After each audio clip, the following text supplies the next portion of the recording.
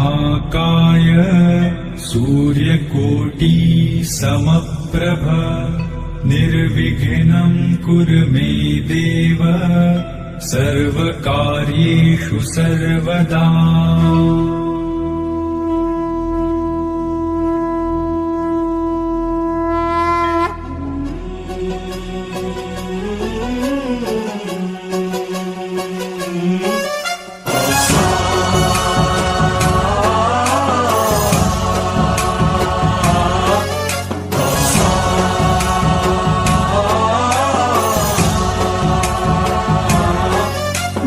गणनायकाय गणदैवताय गणाध्यक्षाय धीमहि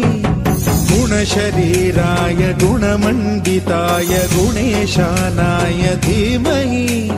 गुणातीताय गुणाधीशाय गुणप्रविष्टाय धीमहि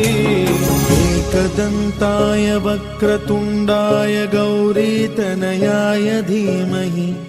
गजेशानाय भालचन्द्राय श्रीगणेशाय धीमहि एकदन्ताय वक्रतुण्डाय गौरीतनयाय धीमहि गजेशानाय भालचन्द्राय श्रीगणेशाय धीमहि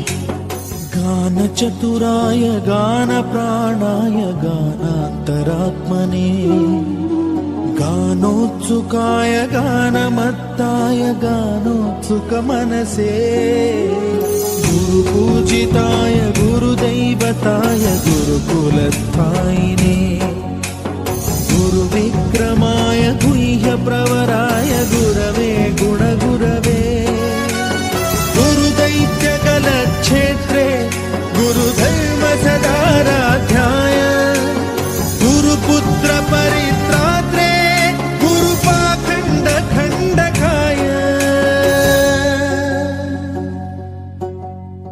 गीतसाराय गीततत्त्वाय गीतगोत्राय धीमहि